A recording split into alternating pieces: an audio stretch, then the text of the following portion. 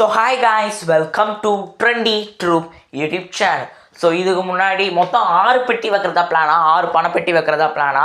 மொத்தம் காஸ்ட் வந்து எவ்வளோ எடுக்கிறாங்கன்னு வந்து பார்த்தீங்கன்னா 50,000 ரூபாய் ஒன்று, அடுத்து 2 லட்ச ரூபா, அப்புறம் 4 லட்ச ரூபா, அதுக்கப்புறம் 5 லட்ச ரூபா ஒன்று, அதுவே 9.5 லட்ச ரூபா, அதுக்கப்புறம் 8 லட்ச ரூபா ஒன்று, அதுவே வந்து பார்த்தீங்கன்னா 17.5 லட்ச ரூபா, அதுக்கப்புறம் ஒரு 10 லட்ச ரூபா ஒன்று, மொத்தம் 27.6 லட்ச ரூபா, 2750,000 லேக்ஸ் அவ்வளோ வந்து வருது பார்த்தீங்கன்னா.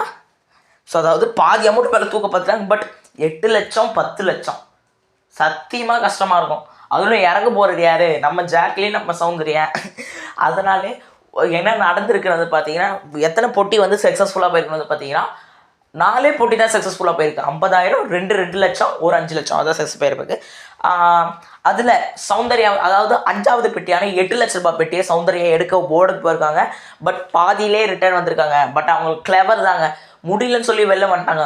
நிர்பந்தத்தை சக்ஸஸ்ஃபுல்லாக முடிச்சிட்டாங்க. நல்ல ஒரு கிளவரான மூவ். இந்த மாதிரி மூவ் பண்ணால் மற்றெல்லாம் ஜாக்லின் தப்பிச்சிருக்கலாம். இப்போ ஜாக்லின் எவிக்ட் ஆகிட்டாங்க. நான் முன்னாடி சொன்னது போல் அது மிகவும் ஒரு சோகமான விடயம் தான். பட் அவங்க கொஞ்சம் ஒரு காலச்சு இப்படி வெளில வந்திருக்கலாம்.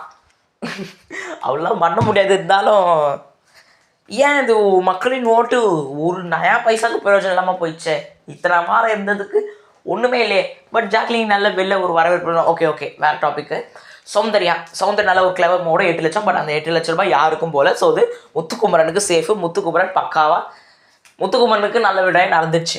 ஸோ இதுக்கப்புறம் எந்த பெட்டியும் போல் 4 பெட்டி தான். ஒரு 5 லட்சம், 2 லட்சம், ஒரு 50,000, மொத்தமாக 9,50,000 ரூபாய் வந்து பார்த்திங்கன்னா போயிருக்கு வின்னிங் அமௌண்ட்லேருந்து.